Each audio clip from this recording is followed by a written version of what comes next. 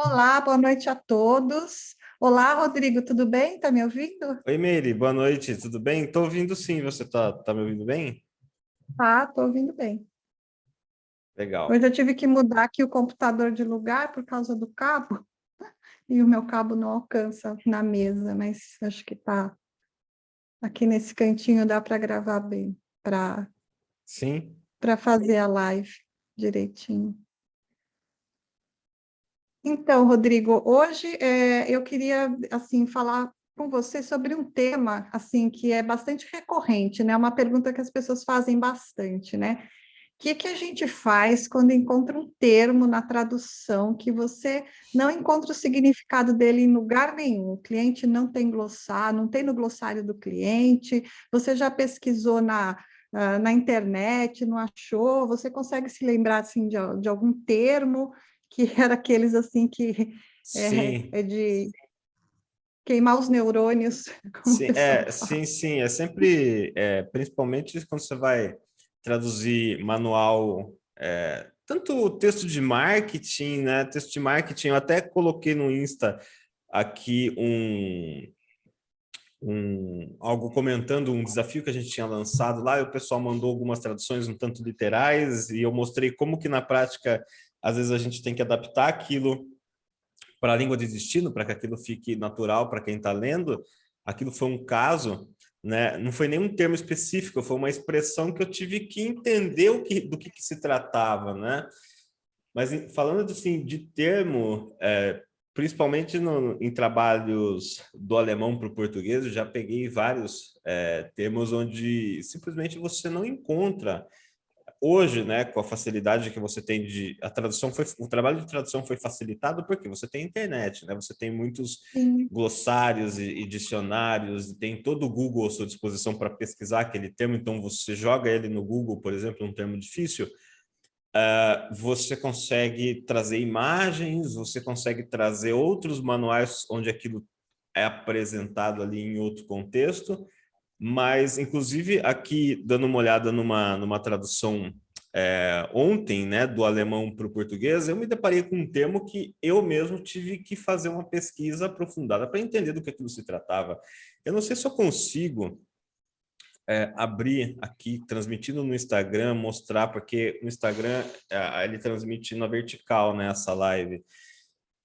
Então, acho que eu não vou conseguir compartilhar a tela e mostrar, né? Eu posso comentar o que eu fiz, mas o que aconteceu? Qual que era o termo? Aqui, no caso, era um termo em alemão, né? O termo era, para quem fala alemão, que estiver na live aqui, talvez vá entender, Ablagerrichtung.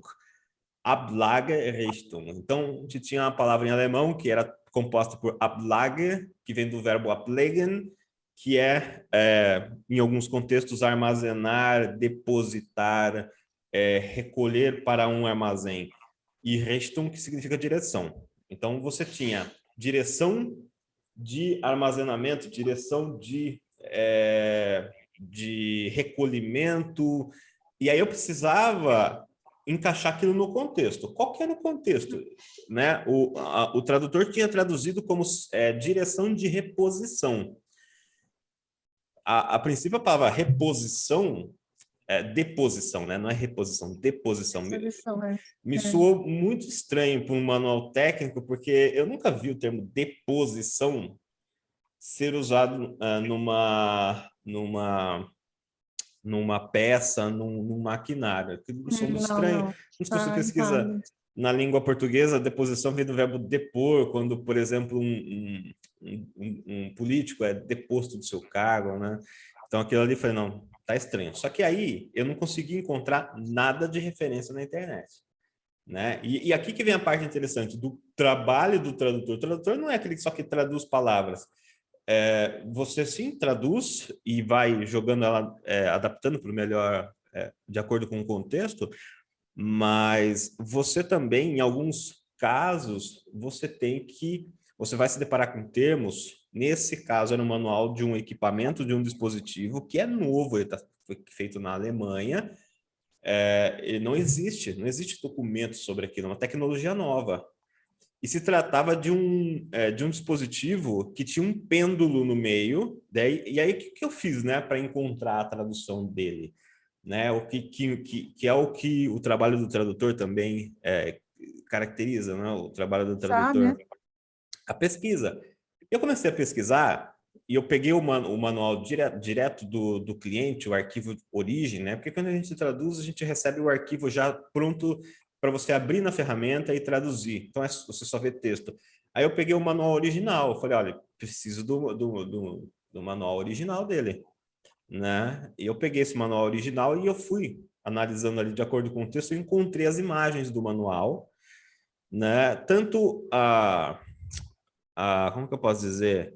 O desenho técnico dele, quanto bem como a foto.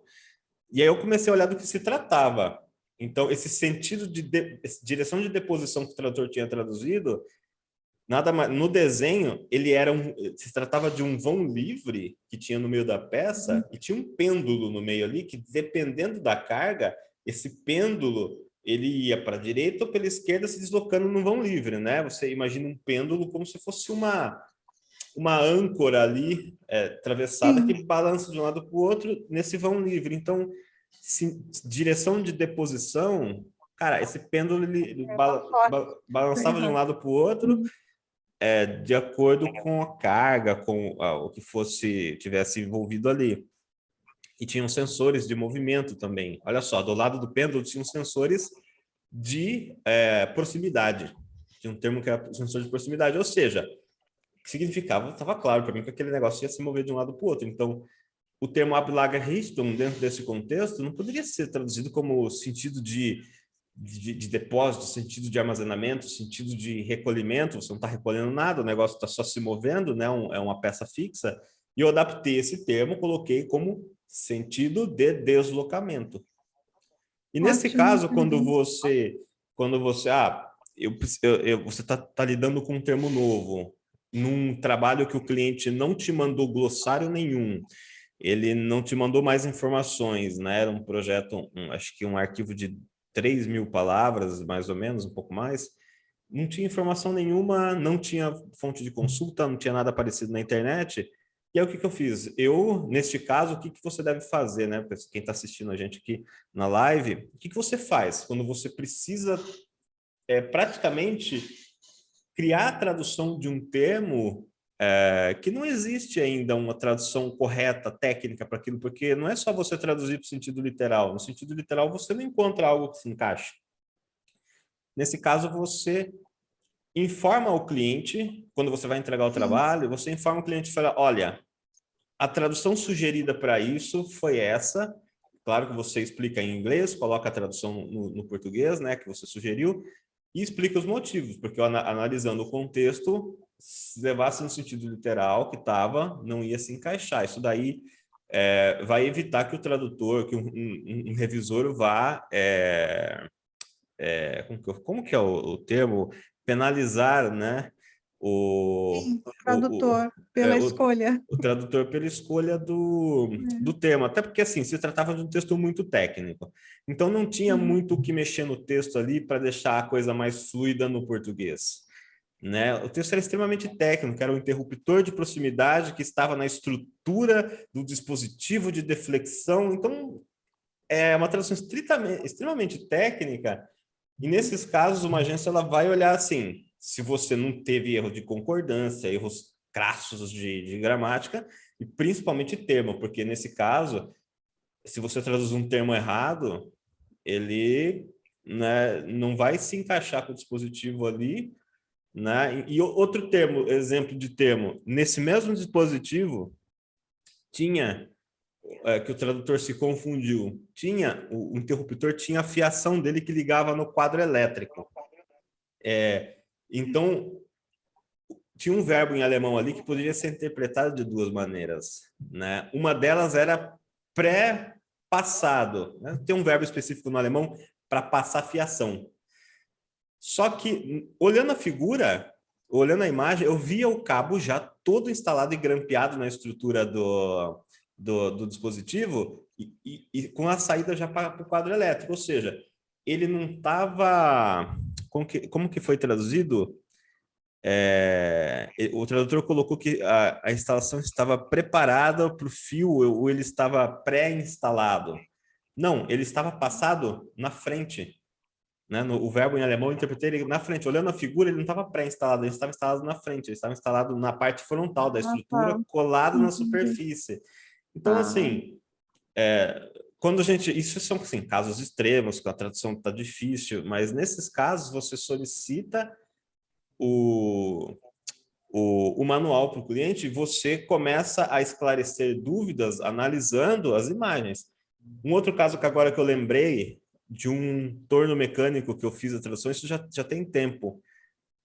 Eu nunca tinha feito tradução na área de tornos mecânicos, e era um projeto de uma agência que traduzia para uma empresa chamada DMG Mori, na Alemanha.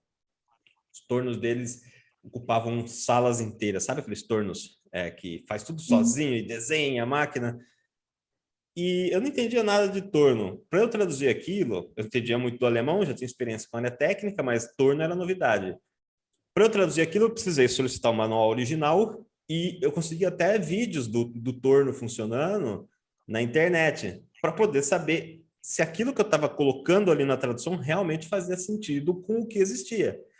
Então, isso tudo é parte do trabalho do tradutor, né? A gente fala Parte. que é o medo da galera que está entrando na área, qual que é? Poxa, e se eu empacar no texto, cara, pegar um texto que eu empaco? E eu aqui, você tem 25 anos na área, eu tenho 12, quase 13 anos na área, e eu não tenho vergonha de falar, eu empaquei muito e posso empacar até hoje em alguma tradução, em algum termo, e eu Sim, vou ter que uma coisa pesquisar. nova, né? Porque se você É. está traduzindo uma coisa nova, se você está traduzindo uma coisa nova, não existe, não é só traduzir a palavra, né? Quando você olha no dicionário, pô, aquilo não faz sentido. Aí você tem que Tem que olhar, fazer sentido. O tem, produto tem que fazer sentido na língua que você está traduzindo, né? Não tem. aí você tem que olhar como aquilo funciona para saber se o que você está escrevendo ali faz sentido, porque senão a pessoa vai pegar esse manual depois e vai falar, essa peça não existe, né? Quem, às vezes já, não sei, eu nunca passei por isso, mas talvez alguém já pegou um manual de alguma coisa e falou, mas essa peça aqui não existe, não está aqui, entendeu? Porque o tradutor traduziu errado, É. não pesquisou.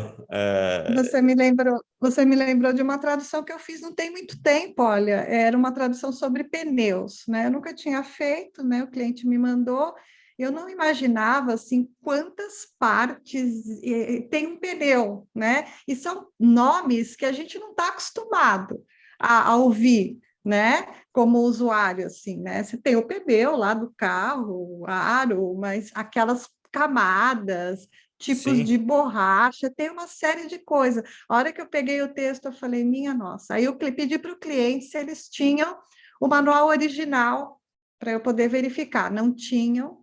Aí o que eu fiz? Eu joguei na internet aquilo em inglês, achei um site que tinha o pneu com as partes. Aí eu peguei e joguei em português, né, partes de pneu, no Google, abri duas guias no Google, uma com português, outra com inglês. Aí eu ficava comparando o texto e pesquisando. Ah, será que tem? Ah, onde é que fica isso? Porque, para minha sorte, tinha um pneu desenhado e aí tinha setinhas, né? Explicando cada partezinha. E foi, E aí eu ia comparando, pegava no texto em português. Ah, isso chama... Nossa, foi um trabalho de pesquisa, assim, árduo. Mas, que assim, a gente aprende bastante. foi parecido com o que eu fiz. Na foto tinha as setas e ele e falava, esse aqui, né? Porque às vezes a imagem ali não fica claro. E ele mostrava, olha, isso aqui é tal coisa. E aí eu olhava, cara, inclusive até no texto tinha um termo que tinha, que realmente a tradução no alemão era interruptor de proximidade. E depois, quando chegou no final do arquivo, o que aconteceu? Os caras, no texto original, e isso pode acontecer, isso foi um caso que eu peguei nesse projeto aqui que eu revisei. No final do texto, eles usaram a tradução para aquele mesmo componente, eles trocaram. Interruptor no alemão é Schalter. Estava Schalter. O termo todo, o texto inteiro. No final, eles usaram Sensoren, de sensor. E aí eu falei, não é possível. Agora mudou, agora é sensor de proximidade. Até agora na tradução estava o texto todo interruptor de proximidade. Aí agora está como sensores de proximidade. Aí eu voltei nas imagens, voltei nas fotos. Falei, preciso encontrar dois interruptores diferentes. Tem que ter um interruptor aqui, um sensor aqui. Não pode ser a mesma Sim, o coisa. sensor. Talvez para um alemão faça sentido para ele usar a palavra Schalter, que aqui para a gente é interruptor, como sensor. Mas para nós não. Para mim, Português, não. interruptor é aquilo que eu aperto, né? Aquela chavinha. E aí Sim. eu pesquisei e nada, não tinha interruptor. Que eu entendi a todo momento ali se tratava do sensor. E aí eu consegui uma imagem mais detalhada do negócio e realmente era um sensor. Ele tinha um conector ali, a parte elétrica, com uma bolinha na ponta, e se tratava de um sensor. E aí Você mudou todos, fez a substituição e avisou o cliente, porque aí é um problema de inconsistência Sim. no arquivo original, né? Isso daí é bom avisar. Nesse caso, eu entendi que aquilo se tratava, todos eram um sensor, e nesse caso, o que acontece também que pode existir erro ou inconsistência no arquivo original. O cara que criou aquilo lá, ele... Né? Só que na hora de traduzir, para a gente não faz sentido uma hora você coloca interruptor de proximidade, outra hora sensor. Cara, para mim fez muito mais sentido o sensor, porque só tinha dois sensores ali, então não tinha nada para apertar. Então, aí você sugere para o cliente, fala, olha, tem um termo aqui que me parece tá em duplicidade, tem dois termos diferentes indicando para o mesmo componente. Você pode indicar para o cliente também, né? E isso, quando você faz isso, você até ganha pontos com o cliente. Ele vai falar, poxa, esse cara aí não é aquele tradutor que pegou o trabalho, fez aquela tradução meia boca e devolveu Sim. ali e eu quero No receber o meu... automático, né? Sem querer saber nem o que está Isso daí, traduzindo, na cabeça, significado. na cabeça do cliente, ele mostra, poxa, esse cara está comprometido mesmo, porque eu poderia traduzir os dois termos diferentes, um como interruptor, outro como sensor, e depois o revisor viesse falar alguma coisa, eu falei, olha, tá aqui no dicionário. Esse é o termo, não é problema meu, não foi culpa minha. Né? Você terceiriza a culpa, mas eu estou sendo proativo também de falar: olha, eu analisei o contexto, analisei a imagem, eu acredito que possa ter um termo, que duas versões utilizadas no texto, que são uma só. E aí o cliente fala: poxa, esse cara ele se deu o trabalho de traduzir, de revisar, de pesquisar, entendeu? Automaticamente você vai passar na frente dos outros tradutores na ordem Então, de prioridade, né? você falou uma palavra boa aí, que é proatividade. O tradutor precisa ser proativo. Tem tradutor que não é proativo para fazer pergunta, ele faria o texto assim, colocaria sensor e interruptor. Então, assim, essa coisa de ser proativo, de pesquisar, de prestar atenção no texto, isso daí conta muitos pontos, é muito bem visto assim pelo cliente. Sim, eu acho que quando um cliente depois, muita gente fala, mas eu tenho dificuldade, medo de entrar na área, né? Mas quando você faz isso, mesmo sendo um tradutor novo, prestando serviço pela primeira vez para o cliente, você já vai demonstrar muitas vezes mais proatividade do que muita gente que já está trabalhando. E o que vai acontecer? Quando entrar o próximo projeto na agência, você vai estar na lista de prioridades. Vai falar, poxa, esse cara aqui demonstrou um bom trabalho, entendeu? Não é porque ele está trabalhando Sim. mais tempo ou não, isso é um mercado livre, é um mercado que envolve, é um livre mercado, né? Só Mercado Livre parece o site. É um livre mercado que a empresa estrangeira não tá nem aí isso, o cara tem experiência ou não, é quem entrega um bom trabalho. A empresa estrangeira não está nem aí se o cara que está traduzindo tem 5 diplomas ou não. Ele quer que ele entregue um bom trabalho, né? É um livre mercado onde você lida com empresas de fora, né? Freelancer, né? De maneira freelancer. E também tem os seus contras, né? Se você entregar um trabalho ruim, o cliente não te dá satisfação nenhuma, ele vai sumir, nunca mais vai te responder. Né? Ele pode dar prioridade para você que está entrando agora, que entregou um bom trabalho, como pode te ignorar. Você não tem relação trabalhista, é freelance, então tem seus prós e contras, né? A pessoa, não tenho essa formação aqui para fazer isso, mas eu entrego um bom trabalho, não tem problema. Só que se você entregar um trabalho ruim mesmo, e eu já vi, não é incomum você pegar gente que diz ter formação na área e tudo mais, né? Ou em alguma outra área que não seja tradução, entregar um texto ruim. E aí Sim, os eu já caras vi, mandam. Eu né? fiz muito isso. Na época eu não tinha. Eu não tenho formação em tradução. Você tem. Eu não tenho formação em tradução.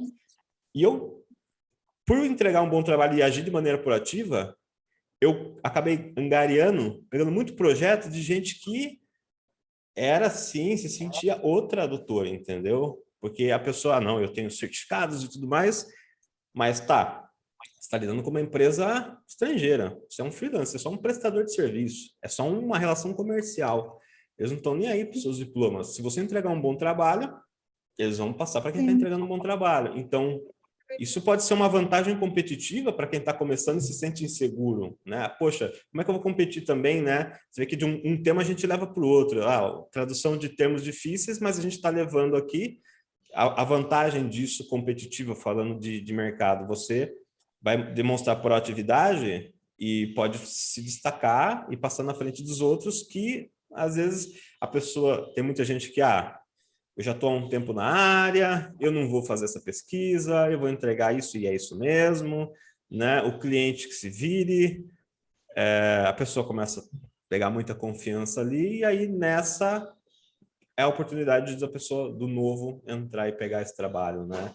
Porque, de fato, existe trabalho para todos nessa área, existe uma demanda gigante por projeto, mas não existe assim esse tipo de conhecimento que a gente está compartilhando aqui, ninguém fala abertamente sobre isso, né? E isso faz parte até da própria experiência que eu tive na área. Então, você vê que perfeito.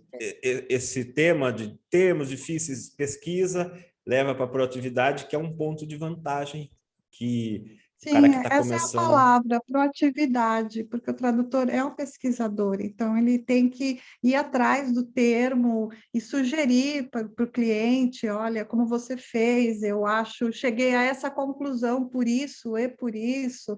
É bem interessante. Geralmente, assim, os clientes dão mesmo preferência para as pessoas que mostram essa proatividade, né? Porque faz parte do processo de entregar um bom trabalho, né? E essa coisa que o pessoal fala de travar no texto, né? Acontece às vezes, como o texto do pneu. Eu peguei aquele texto e falei, nossa, travei, porque eu realmente não imaginava que pneu tivesse assim tantas partes, mas aí tem, né, essa forma de pesquisar, entre outras aí, né? Às vezes o cliente até manda, como foi o seu caso, já um manual com figuras e partes explicadas, né? Eu já não tive que achar na internet, mas assim, a É, maravilha é que na internet tem muita coisa. Quando eu comecei, era assim, aquele monte de dicionário, às vezes você ligava para algum colega da área para perguntar, hoje até se usa também, às vezes nos grupos de tradutores a gente lança umas perguntas lá, como vocês traduziriam tal termo, é comum acontecer, mas via de regra a gente encontra muita coisa na internet, assim, para a pessoa que tem essa proatividade de ir lá, de buscar, assim, tem muito material para auxiliar o tradutor. porque outro ponto é que nem sempre o cliente tem esses arquivos com imagem, né? Nesse caso, É, tinha. Era um arquivo, era um nossa, projeto único, mas é, quando você pega um projeto grande, um projeto, uma documentação gigante para traduzir, não tem. Você vai receber só o arquivo já preparado para traduzir na ferramenta, né? E aí você tem que fazer mais pesquisas na internet e às vezes buscar outros manuais onde aquele termo aparece e dar uma olhada em que contexto aquilo apareceu, né? Esse sentido de deslocamento que tinha um pêndulo, um vão livre, eu teria que achar em outro manual e ver se aquilo estava encaixado. Só que eu não achei, nesse caso, realmente não seria possível. A única tradução que eu achei semelhante, o termo estava inserido no manual de uma máquina que ela pegava um tecido ela esticava um tecido e colocava sobre uma superfície, como se fosse juntado a esses tecidos. Então, ele estava sendo usado, o termo ablage, né, ablegen, estava sendo usado como lay down, como estender, como posicionar. Então, não se encaixou.